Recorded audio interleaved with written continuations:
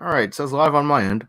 Yep. And also in the center of the screen. And so hello and welcome back to the College Cheese Podcast. We're back after another 2 weeks not talking because there wasn't really much news because it really wasn't. Because I don't want to talk about the pandemic for 45 minutes again. Because that's all we're hearing about. I'm tired of it. Yeah. Anyway, as always, I'm your host Al, and joining me are the two new regulars because Aaron's not here again. Joe and Nate are here. Hey, what's up? So I feel like I don't want to talk about the pandemic much at all, but I feel like I want to remark that apparently the U.S. surpassed 1 million cases of that virus. I mean, this is not the cheering USA chant thing. I mean, USA #1. Yeah, not the good one. Not the good thing to be. Not good. Anyway, that's all I'm gonna say about that. I mean, news is still kind of late, but we got some stuff that we can discuss. Since Nate is here, first thing I want to bring up is the whole Naughty Dog thing. Did you hear about that? Which thing? The leak. I didn't hear about a leak, but then again, their stories are very story heavy. Like their games are very story heavy, right? So I think I probably would avoid leaks. Me personally. Yeah. Okay. Yeah. No, but apparently, I think it was from what I was reading, apparently like a former employee, a very disgruntled former employee, it was apparently he was let go and they threatened to withhold his unemployment pay or something, and apparently he got them back by basically leaking the entire game of Last of Us 2. Wow. I mean, listen, Naughty Dog's wrath, I don't know. Sony's wrath, I mean, yeah. Also, the thing is, depending on what he did, like for all we know, he's probably like a character modeler. Yeah. And you figure if he's gonna leak a game that big, no one's gonna really want to hire him to work on another job to just get their game leaked. Right. Because the guy was talking about we've talked about it before, especially when Red Dead 2 was coming out. The video game crunch. Crunch time when people were working on and they have to, people were bashing Rockstar for making people work 100-hour weeks and stuff like that. Mm-hmm. And he was comparing it to that, and it's so I've heard the crunch thing from another side actually. Okay. Where someone was saying that because of everything that's going on, and I know we weren't supposed to talk about this, but with everything going on and them shutting down studios to quarantine them, you have an issue where they were if they were in the middle of crunch, they're trying to solve a problem. Now they're removed from this problem for God knows how long. Yep. Until they can actually get back either some kind of remote type of if it's just say code, some of those guys can work remotely from home. But you figure they're disconnected from the problem they were fixing in the middle of fixing it. So when they go back, they're going to have to get into the swing of things. Right. You know what I mean? So it's going to take even longer. And I think that's why they were saying that Last of Us, I think it just got a new date. It got a new date now, but it was postponed indefinitely. Because okay. No, go ahead. I was gonna say, that was another thing I was gonna talk about though. Last of Us 2 and Ghost of Tsushima got release dates, and at least with Last of Us 2, it's a lot sooner than I thought. Because when there's it's being delayed indefinitely, I'm like, oh crap, this thing might not come out till Q4. No, I know, but you had to figure how soon that game was going to come out to the time that they did it. Yeah, it's either day one patch stuff that they're fixing. They probably wouldn't have had time to finalize the day one patch for it to be released. So maybe that's what they were holding off on, right? Because obviously all their voice lines were done, all the mocap, everything else like that. This game was probably just getting some polish put on. Yeah. You know what I mean? But they were saying that there's a chain reaction because the game comes out, but there's promotional stuff with the actors and all that. They have to do their press tour Right. That they can't really do now because of what's going on. Exactly. Yeah. So you figure everything that gets delayed triggers another event being delayed, triggers something else being delayed. So instead of Sony just going, we're going to plan for next month, and then it get pushed again because, we're still under quarantine. Makes sense. Right. As were some games who were just done waiting for a time slot. We'll say Final Fantasy, right? Final Fantasy Remake. That was technically supposed to come out sooner or later, right? And they pushed that date up. Yeah, I think they did actually. Yeah. So you figure that game was already done. It was probably just put in the slot so they missed another game. Well, they pushed up. Yeah, I think what it was is they pushed up physical copies. Like digital, you still had to wait for the actual date. Really? Yeah. Okay, yeah. So if you got a physical copy, you could play it like a week or so early. Mm-hmm. But if you got it digitally, then you had to wait till the scheduled release date. And that might have been done more or less because they're worried about shipping. Right, shipping, and then with GameStop, basic I'm not sure if it's all GameStops or whatever, but most GameStops are doing just curbside pickup or they're just being closed out, right? We tried it actually. I did the curbside pickup with GameStop, and it's super shady. Oh, is it? Oh, it's super shady. I had to get a Joy-Con controller, and we ended up doing that just so we can get it same day. And it's literally like. Was there a guy in a trench coat and he's like, hey, No, you order online. Okay. And then you obviously do the ship to the store. You get the email like you normally would, except though instead of walking inside, obviously to pick it up, there's just a dude waiting outside or something. You essentially walk up to this, looks like a closed fucking GameStop, and you were supposed to call the inside number. It rings and rings and rings. Eventually, someone picks up and goes, "Hello," like they're surprised to see you. You tell them, "Yes, I have an online order." All right, just wait outside by the door, and I'll be there in like 5 minutes. All right. Once again, no lights on inside the store. I'm looking around. I'm like, is this a fucking drug deal? Sure enough, lady comes out of nowhere and she's like, here you go. It doesn't sign for anything? No. All right, see ya. Okay. Yeah. It was, wow, that sounds suspect.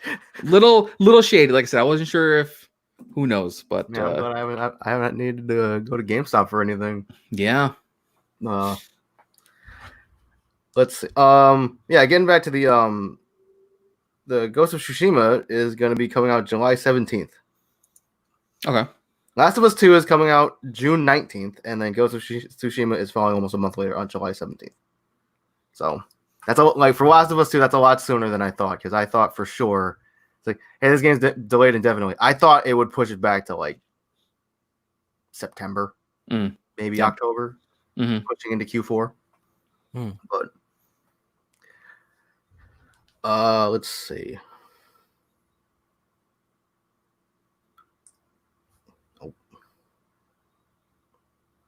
I mean, Nate, have you played the Final Fantasy remake at all? I have not, except for the demo, but that's it. Okay. I was about to say, I was like, since Aaron's not here, we can't really. And you know what? It's unfortunate because he would be the one to ask about this. Yeah. Because once again, I don't have to say this. I don't care too much about 7. I've never played it. I mean, but I will say I've heard from other people who have played it and share my not love for the story.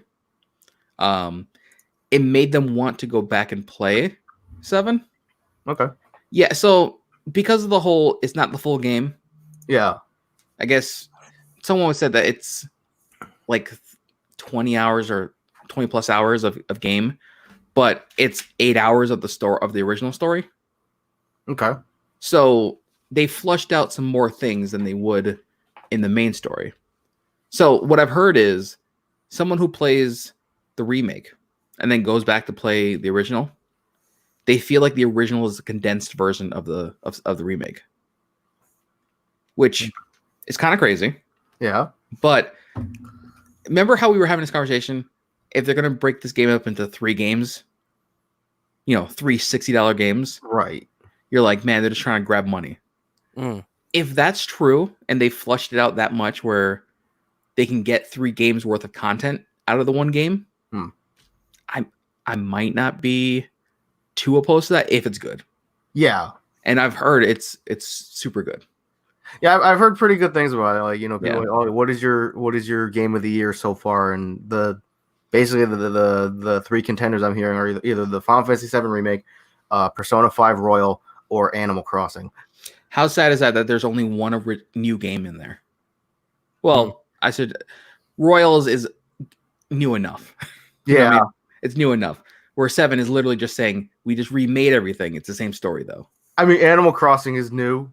Oh, that's what I'm saying. Yeah. So Animal Crossing is new.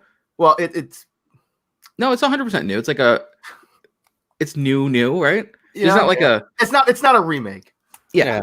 It's not a remake or an extension. An extension of the. Because I would say P5R, even though there's a significant amount of changes to it, is a re-release. Yeah, is essentially like their. It's not a Game of the Year edition, but like you know what I'm talking about. Like it's along those lines. Like P4 Golden was to P4. Yes. Yeah. But like I said, for non-Persona players, it's kind of like the Game of the Year edition. Yeah. Of the game. Okay. And then Remake is still a re-release, but it's built from the ground up as something new. Yeah. So that's also kind of a tough one to put in. A reimagining, if you will. Yeah. There you go. Because it's not. I mean, you could classify it, and that's kind of like putting it loosely, like a Destiny Year 1, Year 2, like a 2.0 update to a 20-year-old game. How old is Final Fantasy actually? Final Fantasy 7? Yeah, like 20 years. I was gonna say because I remember it came out very young playing it. It came out in 97, something like that. Yeah, 97. I think it was. January 31st, 97. So, yeah. Yep, we were young people then. Yep. So it's been around for a while. Yeah, but yeah, I mean, I don't know. I've heard good things, and from people who share my same opinion, they really like it. So yeah, it's like I've heard nothing but praise for it so far. I mean, I'm sure there are people out there who hate it, but I don't know. From what I've seen nothing but praise on it. I'm like, okay, it's like, will I play it? Sure. I don't want to spend $60 on it. Yeah, no. It's like I'll buy the original Final Fantasy VII for like $10 on Switch before I buy the remake. I agree. So I can see the original graphics and all of its PS1 splendor. Nothing against the PS1. It's a great console. But yeah. Did you I know this is kind of off topic. You played Xenoblade Chronicles, right? The first one? Yeah. No, No. I played 2 on the Switch. But okay. I definitely want to check out that definitive edition. Well, yeah, so that's what I was gonna say is that the definitive edition, I guess they reworked the models in that game. Yep. Everything. Looks a lot better. Yeah. Still don't eat that sandwich though. I don't know. Yep. I know nothing about it, but like apparently there's like one scene where Shulk is eating a sandwich. Okay. Or he's supposed to be eating a sandwich and he doesn't actually eat the sandwich. Is it just like the model of a sandwich and it goes into his mouth and it comes out, there's no bite? Right. Yeah, it's basically that. And apparently in the definitive edition, he still don't eat the sandwich. Wow. I'm like, it's a freaking sandwich. All the technological advancements, and you couldn't create a bite mark out of a burger. Listen, I still remember playing sandwich. Tales of Symphonia. I'm pretty sure there's a scene where Lloyd's eating something, and it's literally just like you said, it's of a mid of a hand holding another polygon going towards his mouth, and that's it. Just repeating that action in the background. It's like Persona 5, right? You're at like Big Bang Burger, and like but it's Persona. You can't say anything bad about Persona. No, because not even eating. Like he eat that massive. He just digs his head into it. But, oh man, that'll be like the next big video game tech. How eating properly, bite marks. I'm trying to think back. I don't even think Final Fantasy 15 with all its delicious looking food. You never saw those people eating food. Yeah. Yep. It's a crack that needs. It's something that needs to be cracked. It's crack. I mean, I'm trying to think. Like, what games actually show like eating? That's a weird topic to discuss, but I'm trying to think. There's been a couple. like I know, like the curry making in Pokemon. I think like you technically like your player character technically eats that, but I think it's just basically them putting an empty spoon in their mouth. Yeah, and even that, I don't think you do. You see the spoon come back out, or is it like a chomp and then that's it? I think it's just this is a weird topic, but yeah, I think it's just a chomp and a. We're talking about game food physics, guys. Yeah. But oh, what's up? I'm sorry. There's a trailer for the new Tales game that came out yesterday, I guess. Oh, Tales of what is a Reese? I almost said, was it cholesterol or something like that? I forgot what it's called, but there's a drug for cholesterol that I literally was like, Tales of, oh no, it's Crestoria. Tales of cholesterol, yeah. Tales of cholesterol. There you go. Yeah, I'll throw it in topics. Okay. Wait, what? Crestoria. Is that the mobile one? This is the mobile. So that's why I was like, it's a free to play. I'm like, oh. I was gonna say because like I could have sworn like the Tales game they announced at E3 like 2 years ago now was not cholesterol. Was not cholesterol. It was like not Tales of Arise or something like that. Like Arise, something like that. What's the new Guilty Gear? Strive, yeah. You play that beta at all? Don't get me started with that. I'm so pissed. Dude. So I hear about the beta, the lobbies, and I feel like I don't think I waited that long to go on the site. I went on the site, signed up for it. It gave me some weird error at the end. I'm like, all right, maybe it's because I'm on my phone. I'll go to my iPad. I go on the iPad. Same error. I'm like, all right, maybe it's an iOS thing. I go on my laptop. Same error. All right, I'll just try again tomorrow. Later on that day, I guess I get the beta's full. So I don't know if I was getting the error because it was full, instead of just saying, hey, we're full. All right, what weird error screen with like no explanation whatsoever. Exactly. So I'm a little pissed that I didn't get into that beta, but I mean, it is what it is. Like, the game looks good. I'm gonna buy it anyways. The game looks good, and like I'm sure they'll fix it up. Apparently, the lobby system was not great. I mean, because like Xrd had a great lobby system, but these betas are just testing netcode, right? They're more for testing. Yeah, it's like online, right? I feel like it's like when people like complain about betas, it's like you do realize that this is a beta, right? I think people confuse beta with demo. Yeah, there you go. You know what I mean? Like they're like, oh, this is the game early. And it's like, no, this is just literally the early version of the game. Right. And the beta we're playing, it probably isn't even like demo like related. It's probably closer to alpha. Okay. Excuse me. There's a lot going on in this trailer. Oh, the Crestoria one? Yeah. Let me click this.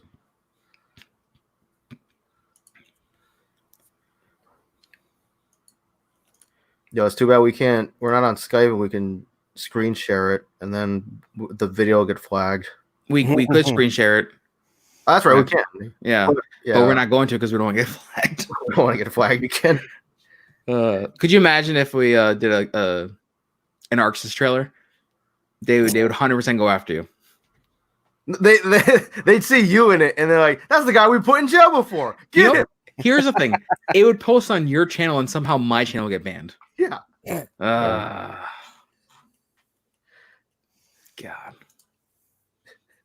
I still love them. Like the thing that gets me about it is that it was a manual. It was like a targeted strike. And I still laugh because that's what got taken down. But the video of the opening trailer still up there. I mean, like I said, I didn't want to say it too loud, but I mean, it's still there. So I don't know.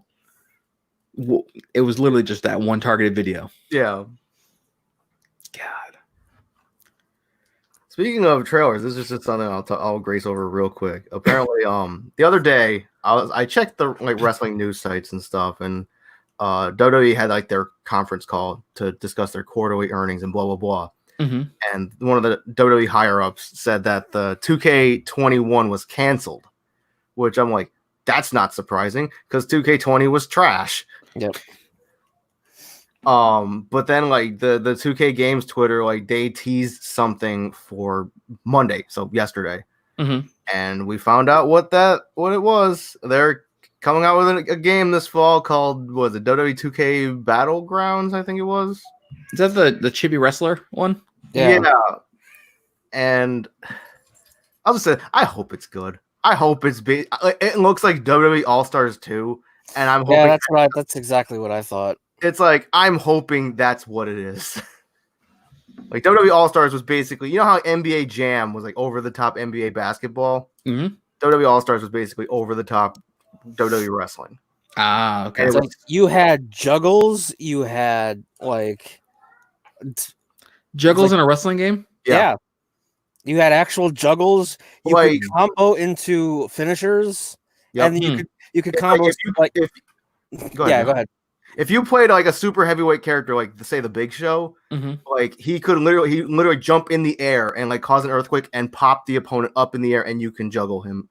See, this is where Aaron needs to be on, because that sounds like everyone's talking about the NBA. You're saying the NBA Jam of wrestling games. Yeah, this sounds like that hip hop fight wrestling game that was out. God, what was it? Def Jam. Def Jam. That's what that sounds like. Because but a little bit more goofy. Okay. Because I'm like Ludacris and I want to say it was Busta Rhymes, but it might not have been. Bless. Busta Rhymes was in there. Ludacris was in there. And they had some crazy moves. Redman. They had some crazy moves that were not physically possible. Yep. So that's why that sounds like. Yeah, that sounds like it. It's like me, Al, and I think Billy were playing a match one time. And I forget who was who, but like I think I was Triple H, because I think I hit Billy with a pedigree to knock him out, and then I like went into Al's arms for his finisher to knock me out. And there was one time when the Ultimate Warrior was involved, I think. Yep. And like I did a finisher to somebody, and they popped up, and I think Al was Hogan. Yeah, no, Al was Aaron, because you were Triple H, Aaron was I think The Rock, and like you hit Aaron with a pedigree, but while you were like, if you basically Aaron had no health, so if you get hit with a finisher with no health, you get KO'd. Okay. So, Triple H was coming down to hit The Rock with the pedigree, which would have knocked The Rock out, and as he was coming down, I was going up with the Hogan leg drop. So basically, as soon as Joe finished his finish move to knock out Aaron, I would hit mine and knock out Joe. Okay. And like the thing about that game is like, it had like the counter window was very small. It was like notoriously small. Yeah. But I don't know. I just like it was wacky, and it had combo potential, and it was awesome. It was just fun. I just want fun wrestling games again. I feel like I know you guys are describing it to me, but I feel like I might need to play it to understand it. Yeah, it's like if you go to my YouTube channel and scroll, like basically sort my videos from like oldest to newest. The very first video on the channel is like me playing the WWE All Stars demo with Eric. It really helps to find your channel when it's live. Yeah. Let's see. Yeah, it's like the very first video on the channel is like me and Eric playing the All Stars demo. Oh yeah, look at that! 5 years ago. 5 years and a whole lot of bullshit. A whole lot of dumb. Oh man, look at that 360 guide. Oh man, yeah, that's throwback. I miss the 360. So do I. I should just buy like a pre-owned 360 for like $50. Yeah. I mean, I'm sure you can just find somebody's. Yeah. I wonder if Billy still works. He has one. I don't think he ever uses it. Anyway. But yeah, I just want a fun wrestling game again. It's like they've been trying way too hard to make it like realistic and like exactly like the WWE experience. I'm like, I don't want that. I want fun. I'm watching this fight between Mysterio and the Warrior. Yeah. And the Warrior literally just knocked Mysterio on the ground. And he flew like, I feel like that was like 8 feet in the air. Yeah. That's what WWE All-Stars is. But I don't think that was intentional. That's what I mean. I'm laughing because that sounds a lot like early Havoc. I'm surprised I didn't see ragdolling. Oh yeah, the Havoc engine. God. Oh, I thought you meant Havoc from Mortal Kombat.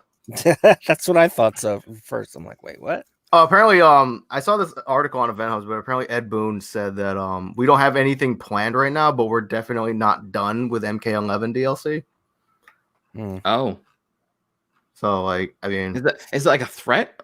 I have no idea. All I know is like Ed Boon was. I mean, because we all know Ed Boon. We don't know him personally, but like on Twitter, he is kind of trolly. And like he is trolling the Melina fans very, very much these days. What an ass. I'm just like, I don't know.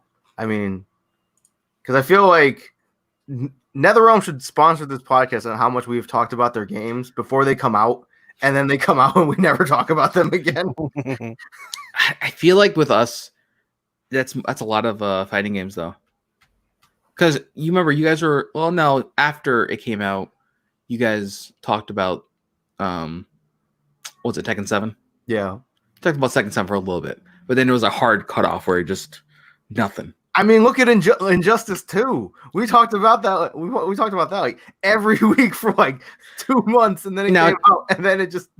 I don't want it to seem like we don't think those are good games, because I feel like we all agree they are good games. Yes. It's just, I don't know. Like there is the hype build up to it, and I don't know. Maybe the game doesn't live up to the hype that we built up to it. I think it's because like we look at it from like we look real hard at the game, and then it's like it comes out, and because like we're not like competitive pro level players. This is true. Yeah. I think it's actually a little bit more simple than that. It's like we are a news podcast, and before something comes out, it's all news, and then when it comes out, it stops. It's no longer news. Yeah, and we move on to the next. Okay, that makes better sense. Yeah, we're a news podcast, and then it comes out, and then it's like, oh, like I mean, when news comes up for it, we'll talk about it. And... Now that explains the podcast. Yep, but it doesn't explain us not playing it ever again. Because there's definitely, like I said, there's a sharp fall off for our. I mean, listen, I have my excuse that I have no time ever. Right. I mean, I'm once again playing Persona 5 in real time. Once again, I gonna platinum it. I have to, right? I have to platinum at least this one or Persona 5. Like, yeah, and so of course your name got brought up again with the remake. Because remember how I said I had the game from launch, right? And then you had the game for, was it 3 weeks? Maybe 3 weeks? About a month. Yeah, about a month. And you platinumed it. And then we're like, God, he's going to do it again. He's going to do it with Persona 5R, and he's going to platinum it before we even platinum Persona 5. see, now I have to do it. I know you have to do it. This is a guarantee that it's going to happen. The temptation to play that game has been very real, though. I haven't bought it yet just because, like, I'm basically, like, so there's waist deep in Pokemon again. I think there's some limited time stuff that happens if you played Persona 5 before Persona 5R. I don't know if you get that, say a couple months down the road. And I think there's a piece of DLC that gives you all the stuff from Persona 5, all the DLC from Persona 5. Yeah, I heard about that. Yeah. I don't know if that's also tied to having the game. I'm assuming it can't be. I'm assuming it has to be just free for now. Probably. Yeah. But, I mean, of course, I decided to just do it digitally instead of the disc because I think I had the collection edition for Persona 5. Yeah. And I justified it where technically it's a new enough game, but it's not new enough, not different enough to get another collection edition. Right, because I was like, I looked at the what is it, the Phantom Thieves edition or whatever. Yeah, something like that. Where I think this time you're getting, what was it, the mask, Joker's mask, Joker mask, and yeah. And the first go around, it was little right here, and then what was it? A messenger bag, an art book, soundtrack, steelbook. I want to say that's it. Oh, and there's like a couple pieces of DLC. Okay. Yeah. It's like, speaking of collector's editions, it's like how, everybody jokes that the US gets just like, they get shafted when it comes to collector's editions of games. Do we? I mean, well, at least in the case of like the Xenoblade Chronicles Definitive Edition. Okay. Yeah. Because like when you look at like what the US version gets, what the Japanese version gets, and what the European version gets. I gotta look this up now. And it's like, the European one is the good one. I thought like, oh, like it's Monolith Soft, it's Nintendo. Obviously, the Japanese one would be the best. Like, no, the European one is the best. What's the name of the game? Xenoblade Chronicles Definitive Edition. You could probably even type in XCDE and it might even pop up. Let's see. Because like the US version gets like nothing. It gets like 2 small extras, while like the European version gets like a poster, an art book, a vinyl, the soundtrack. It's crazy.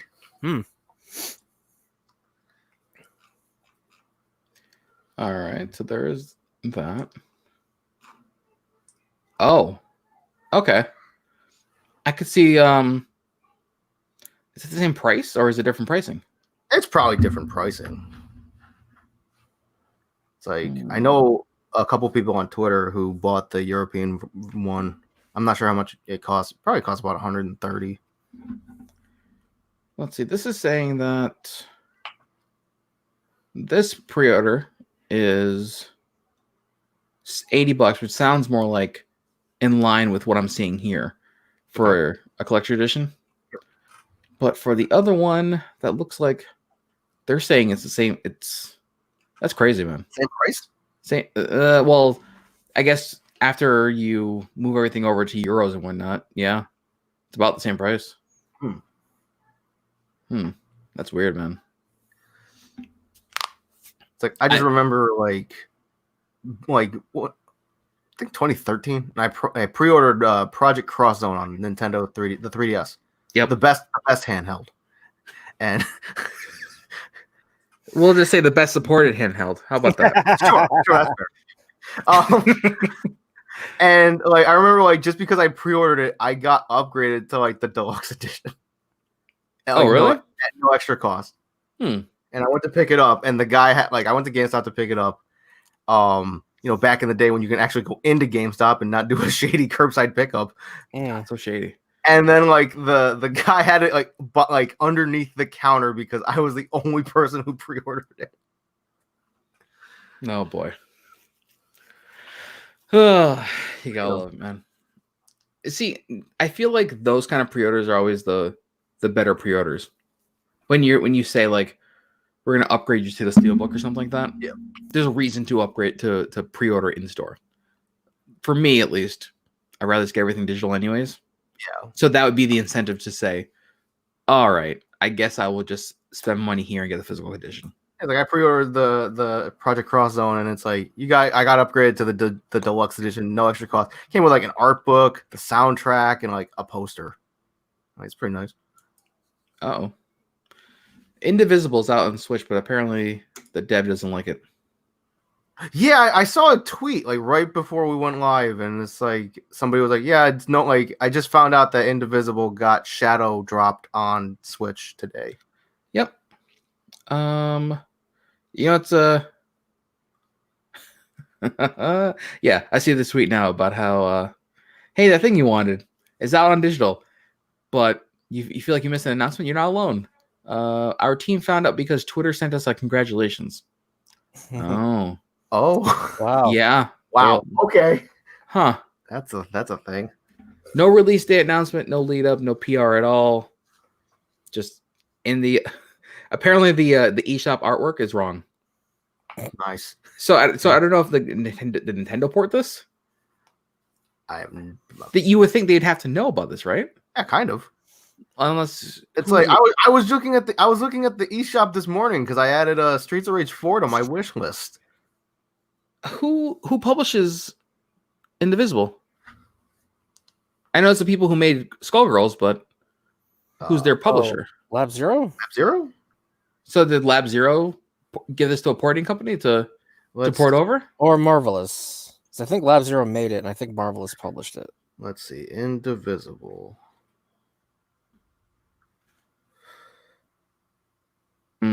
I'm always very leery in typing in Skullgirls into my Google search. Developer is Lab Zero Games. just saying. A 50-50 chance of getting a fighting game or girls getting Skull. Or something along those lines for the second or Valentine Rule 34. Mm. Hey, it's up on their site now, available on Switch. But the developers apparently didn't know about it. Yeah, it is Lab Zero. Okay, so Lab Zero is the one who publishes them. And Lab Zero only has they're the developer. Yeah. So who's their publisher then? Autumn Games? That doesn't sound right. Unless they're self-publishing, but even then. Okay, no. So Autumn Games is their publisher. Okay. And their site's janky. It's like a site I built in high school. In the iframes. Oh, I'm looking at the Indivisible Wikipedia page, and it says the game was eventually released on Nintendo Switch on April 28th, 2020. However, this was done without any input from Lab Zero Games and was instead given a surprise release date by a porting group. As a result, the game's launch was given no prior announcement and came as a surprise even to the original developers. Additionally, the Switch version was also launched missing features that were added through updates such as co-op play and New Game Plus mode. Yep. Brilliant. Nice. Great job, guys. I mean, why are you going to do the game? Well, you know what? Indivisible is one of those weird games where it came out, but I think it was an early release for a long time. Yeah, wasn't it like crowdfunded? Yeah, it was crowdfunded. But what's weird is like the game was out for I don't know how long, and I was like, is this game out yet? Oh shit, it's actually out. Yeah. Didn't hear anything about it. I also didn't purchase it. So I don't know if maybe their publisher was trying to, make money off of this game and decided just to port it over to Switch because people will buy it on Switch. Right. Especially right now. Yeah. Because I'm looking at a Nintendo Switch anywhere because everybody be buying them. This Autumn Games, their publisher, like I said, I feel like they've only had 2 games, and the 2 games are Indivisible and Skullgirls. I don't see anything else for other games that they've done. They started in 2007. I'm pretty sure that's when Skullgirls came out. Yeah, I think so. Yeah. I like how in their about page, it literally says up next for Autumn is their highly anticipated Skullgirls game. So this hasn't been updated since then. God, this is a janky ass company, man. Their last article too was from 2013, saying that it will be an Evo 2013. Let's see. I'm looking at the Autumn Games Wikipedia page. The company's first video game was Def Jam Rap Star. What? Oh, I see it on their thing now. They have like this under careers, like a sliding slideshow. Sorry, they have a slideshow, and there was a Def Jam. It looks like a concert going on. Well, the company's second game was released in November 2011 and was developed by Isopod Labs in conjunction with 5-time reigning champion of NASCAR Jimmy Johnson. The game is called Jimmy Johnson's Anything with an Engine. Oh, I vaguely remember that game.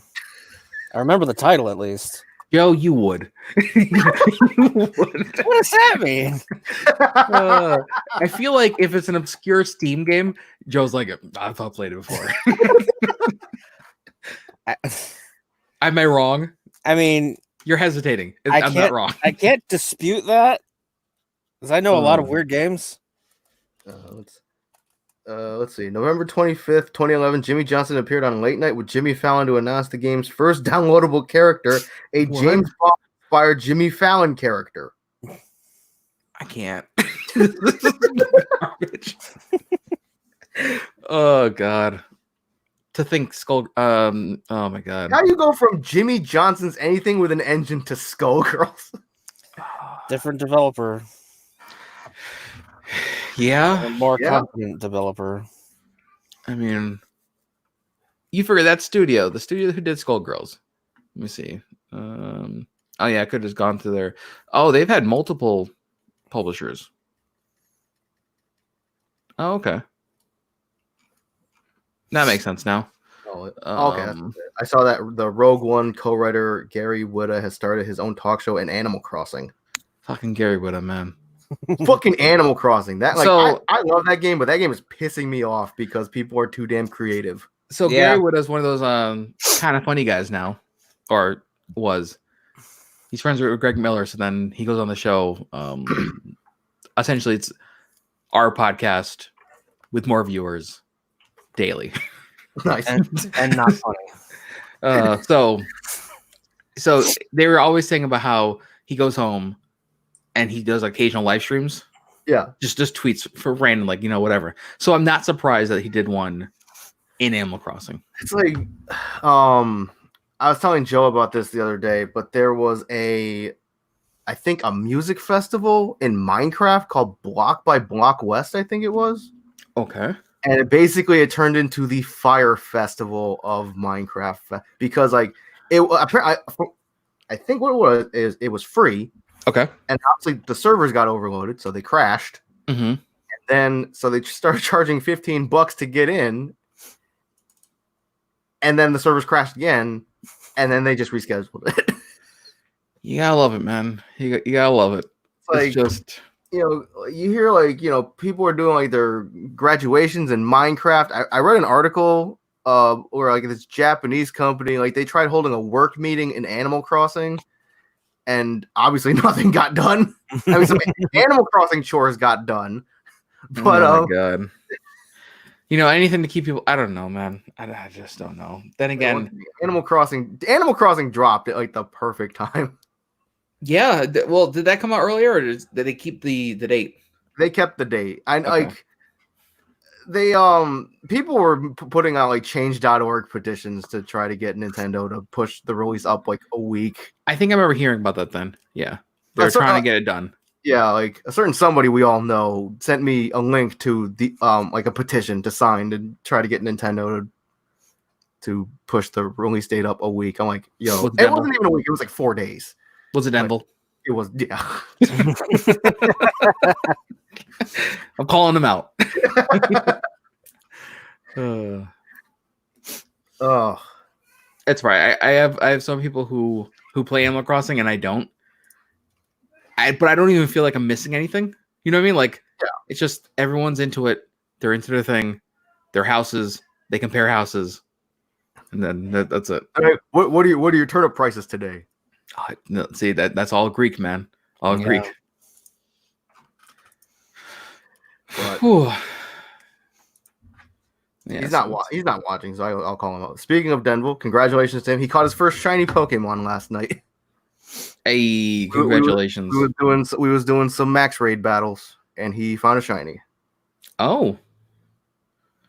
And there was something about a max raid event happening, right? Yep. The thank God. The Gigantamax event just ended with the Gigantamax Charizard, Joe's favorite Pokemon, Garbodor, Duraludon, and Caparaja, and that finally ended after 4 million years. But then it immediately went into another event where there's no special Gigantamax, but there are there's an increased chance to encounter Dragapult and Togepi and stuff like that. And apparently because I was like, what's the theme of this one? But apparently the Pokemon that are in this event are very good and competitive. So everybody's like, PvP man, is the theme of this. What happened? So PvP is the theme of this. Pretty much. They're like, oh my god, a VGC themed raid event. That's cool. Okay. I mean, God. The last time I touched Pokemon was to do the trade with you. Yep.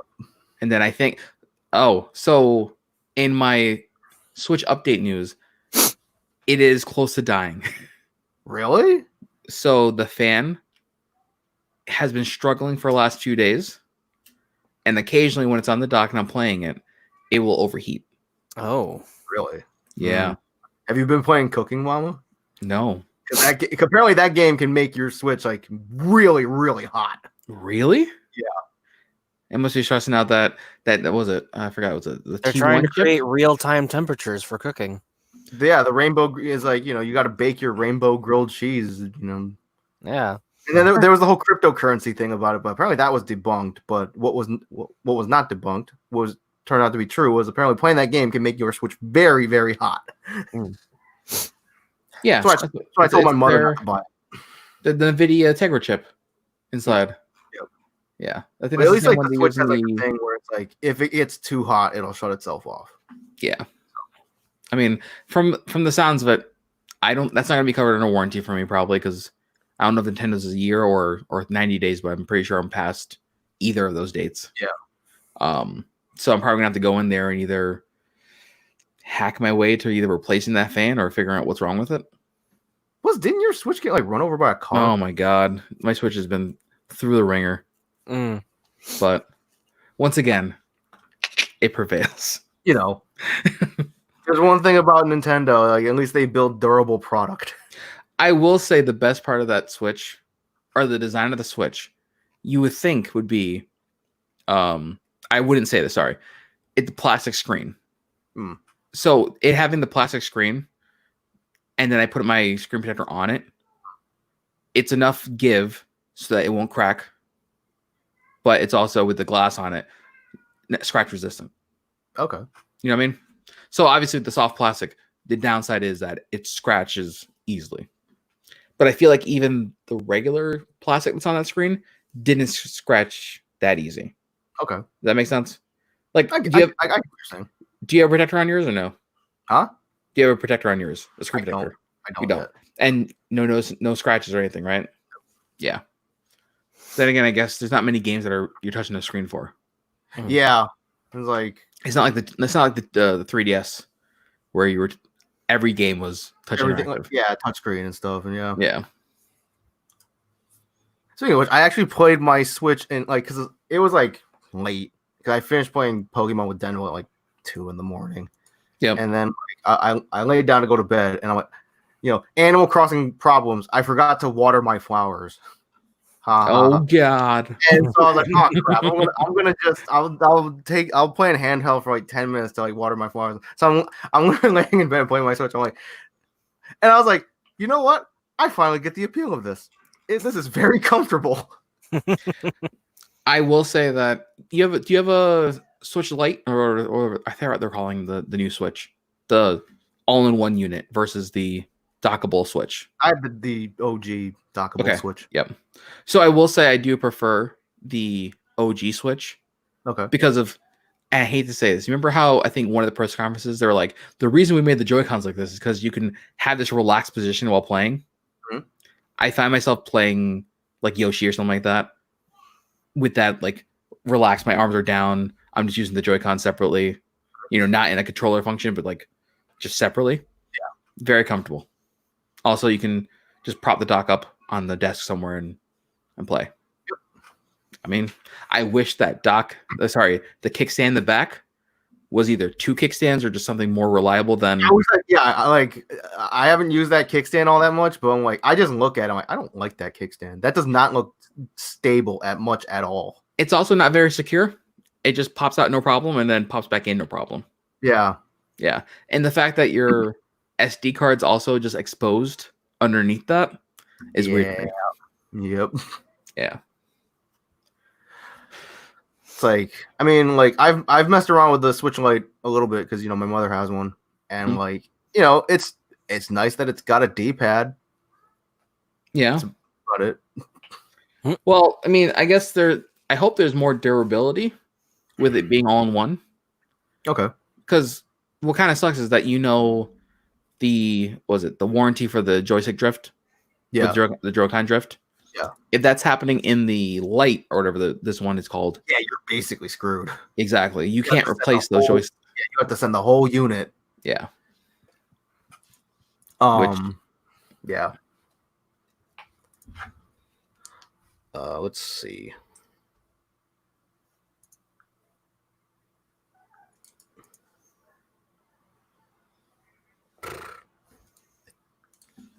Let's see.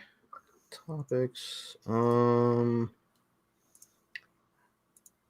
this is something else that, like, it was pretty big news on event hubs and stuff. But I'll just kind of glaze over it. Apparently, a couple fighting game players have been banned from events because of stuff that they said that's not very good to say. What did they say? One of them is a very notorious person for saying not good things. Nate, are you familiar with the name Low Tier God? I have, unfortunately, been familiar with that name. Then you shouldn't be surprised. Yeah. Oh. Although I feel like I haven't heard directly. I've heard indirectly from, I think maybe you and Aaron have brought him up before. I have definitely brought him up before because I enjoy looking at the horrid content he produces and just laughing. Joe, you're not helping the problem. Views don't help the problem. No, I'm not watching his specific content. I'm watching the stuff that other people re-upload for the sake of, like, the totally legal way of criticism and education through laughing at horrible people. Oh jeez. Yeah, it's something, man. I just don't get it. I don't know. I shouldn't be surprised. That's all. Shouldn't be surprised. It is what it is, but God. Really? It's like it surprises me it took this long for something like this to happen. Yeah. It's like he's like the situation was that LTG was fighting Cereblast in Street Fighter V, and Cereblast had recently came out as transsexual. Okay. And LTG was making a lot of very not nice comments, and some of them were pertaining to that subject. Okay. And then Cereblast fired back, and long story short, heated gamer moment. Long story short, Capcom got a hold of it and banned them from all official tournaments for the foreseeable future. I mean, unfortunately, the only way to try and curb that kind of stuff is to affect their money, their income. Right. You know what I mean? And that definitely affects their income. Yep. So maybe they change their ways. Probably not. I mean, let's be honest. I mean, I have very little experience about how Cereblast actually is as a person. Yep. I only know how they play, and they're an amazing Ken. But LTG is very infamous for putting on a very good mask in public. Okay. Like when you see him in tournament, he's all smiles, he's all like he's handshaking, he's having a good time. But every single stream he has ever done, he's been this angry, racist, bigoted, sexist, fucking misogynistic douchebag that has no goodie bag of terrible. Yeah. Oh my. He has there is no line he will not cross. Oh my. That's all right. On the I don't want to harbor too much on bad people, but I just like talking about that just reminded me of something I was talking to Joe about it because obviously, we're all of us here at the College Cheese Podcast huge NASCAR fans. Very. Oh my. If anything, I am the biggest NASCAR fan of all of us, and I still don't watch it. I still know a couple racers. Because like apparently, NASCAR with basically every other sport, during these times, they're doing their races through the game. They're doing it online. And a couple things happened about 2 weeks ago at this point, where one of the drivers, I think his name was Bubba Wallace, got disconnected like mid race, and he's doing it via live stream and stuff, and he got disconnected, and he just got up and he's like, screw it, I'm out, and he left. And then people got mad at him for just rage quitting like that. And then on Twitter, he was just like, ha ha ha, you should see my mentions right now. People were crazy. I'm laughing at all of you. Y'all are getting mad over a game. It's just a game. Y'all getting mad over this. And I think it was Blue Emu, which is I think like a vitamin company or something. Somebody that sponsors him. Yeah, his racing sponsor. They fired him over Twitter on the spot. Oh. They were literally like, "Hey, good to know where you stand, Bubba. You know, we hire racers, not quitters." And then they replied with a GIF of Donald Trump from The Apprentice saying, "You're fired." Oh, which is pretty wow, great. That's nice. I like that. And then the other thing that I love non-professional exchanges by professional companies. It's so hilarious. And then there was another one where this racer, I think his name was Kyle Larson. He got disconnected from, he's doing the race online via live stream and stuff. He got disconnected from his crew, and apparently, like, because he got disconnected from his crew, he thought he was just disconnected in general. So he's like, and I heard the audio of this. I'm not gonna say it on it, but he's like, "Hey, can you hear me? Hey, N-word." With the hard R. and then everybody else was just like, hey Kyle, you're talking to everybody here, folks. And then another person was like, "Yikes, he really said that. We all heard it." Wow. And it's like this NASCAR guy had a heated gamer moment. So obviously we joked about being NASCAR fans. If you're watching NASCAR, are you listening to their like chats? Because obviously you do. Okay. Sometimes if like mostly it's just the commentators talking about how like the racers and what they've been doing and stuff like that. But occasionally if they're centered on one specific racer, they'll actually patch in the pit crew talk and shit like that. So I'm assuming it has to be screened, right? Like they have to be like, because you talk differently when you know you were talking to someone versus this is whatever I say is going to be taking out of context, obviously. Yeah. So for these guys, say if they are racist or not, right? They're used to talking to their crew a certain way, right? Not caring if Joe Smo over there hears it because he's not going to hear it. But I mean, I don't know. That's just.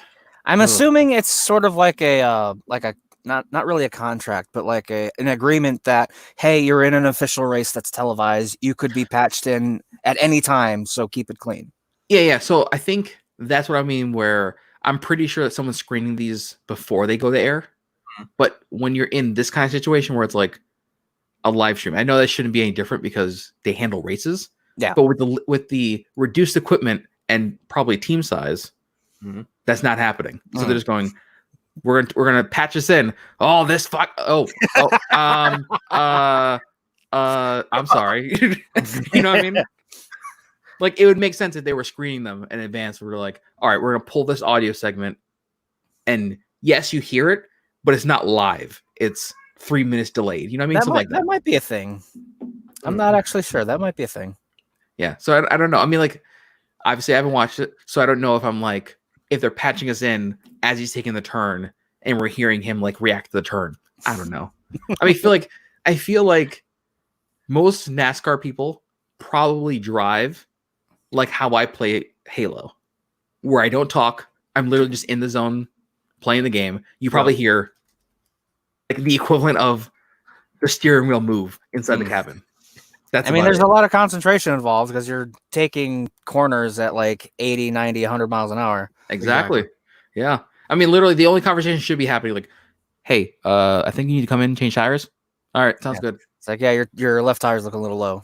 All right. Yep. All right. Yep. One more lap. Something like that. Yeah. I can't imagine there's much more conversation than that. And if there is, I don't know. So with this, clearly he's not concentrating as hard on this racing sim. He's probably not taking it seriously because it's a video game. Exactly. Although I forgot, is it Forza or is it which one is the most realistic racing sim? Probably Forza. Probably Forza, yeah. Okay. Not Gran Turismo. Or not, is it Gran Turismo? Well, I could argue about the two of them back and forth for hours. Yep. But like I feel Gran Turismo tries too hard. Okay. But Forza, the main Forza Motorsport series, I still think is more sim than Gran Turismo. Okay. But then you go into the Horizon series, which is very much arcadey. No, so I like the Horizon series, which means that it's not a simulation. Yeah. It's more of an arcade. It balances between the two, which it is nice. So I still prefer the more simmy stuff.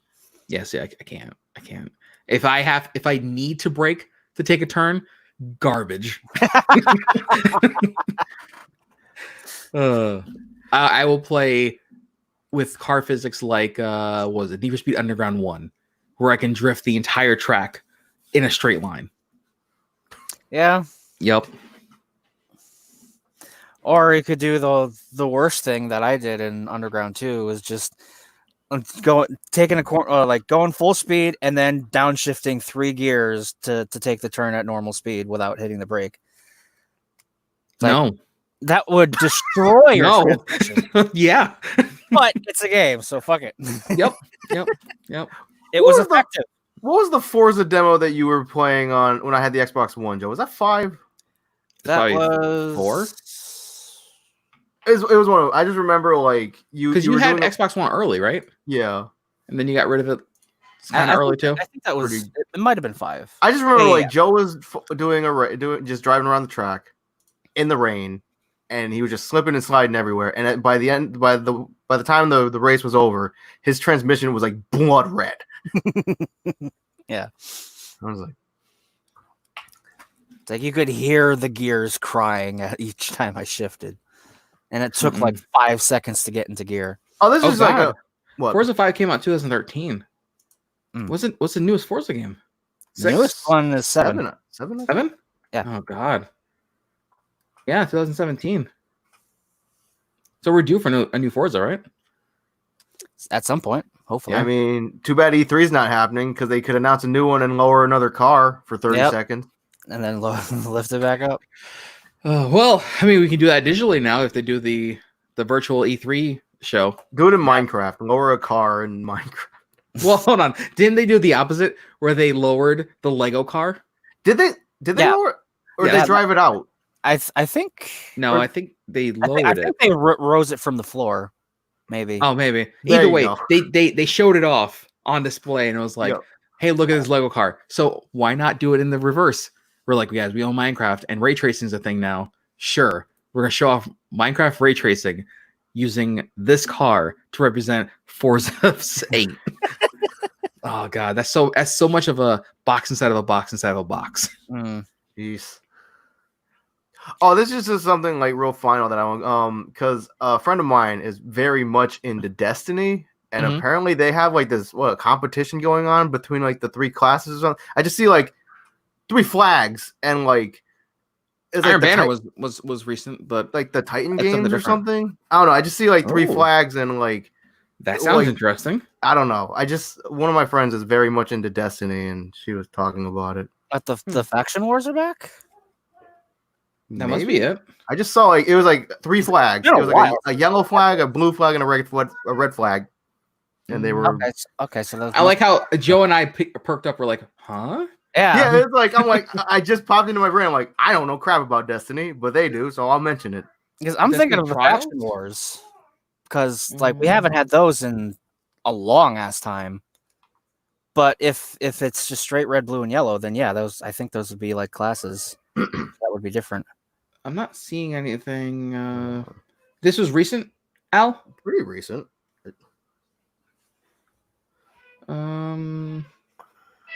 Let's see.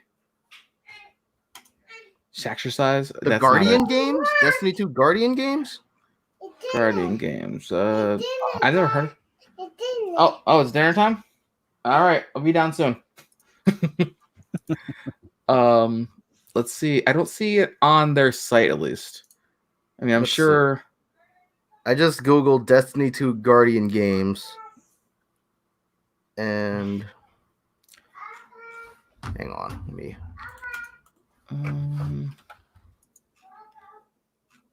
I don't see. I see there's some like COVID-19 stuff for an emblem. Hold on, I found it. I'm gonna throw it. I'll throw it in the Slack real quick. Yeah, I'm looking at the Steam updates page. Hunters, Titans, and the floaty and that floaty class. All right, fuck you, Bungie. We're called Warlocks. Thank you. Yeah, that's right. Joe, this is where we agree. Warlocks. Yes. Facing off against each other in a friendly competition. We kicked off the event with the dev insight showing us some Bungie sharing their thoughts of who's going to win. Wait, is this part of the new season? I threw it in topics. Oh, okay. Fighting games. Oh, no, not the picture. We want the actual link. There we go. Oh, man. I gotta get in on this now. Maybe I'll try my hand on PC. Hunters won the first day, but Titans rose to the occasion to claim day 2. It's still far from over. Just because we're not playing. Yeah, it's because we're not playing. We need to get in there.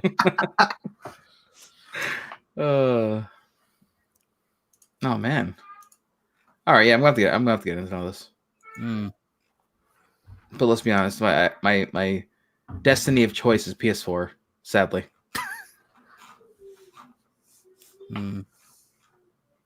Although I could play on Stadia, but yeah.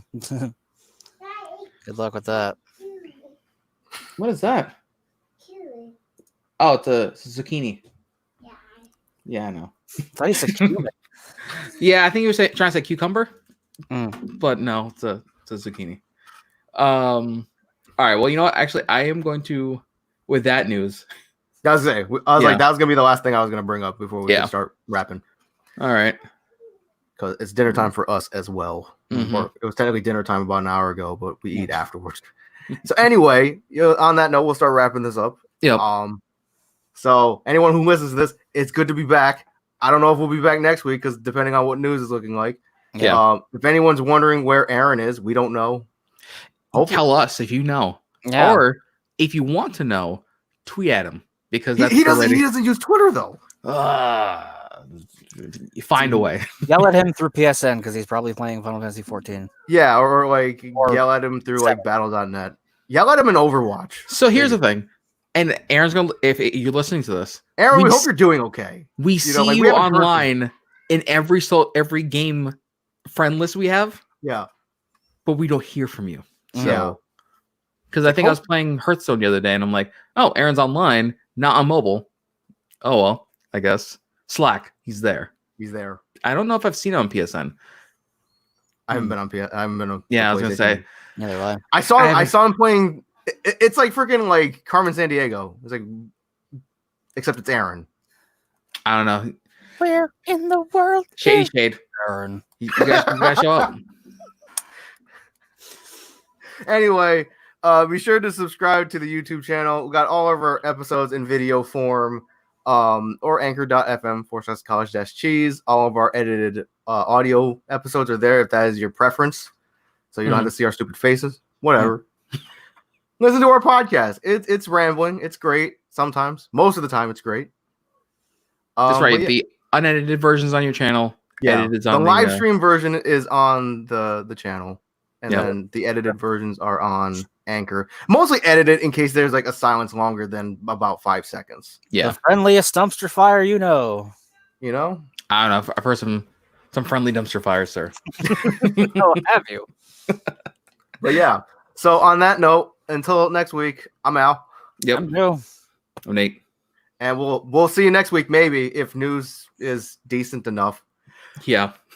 Bye. Bye. Oh, all right.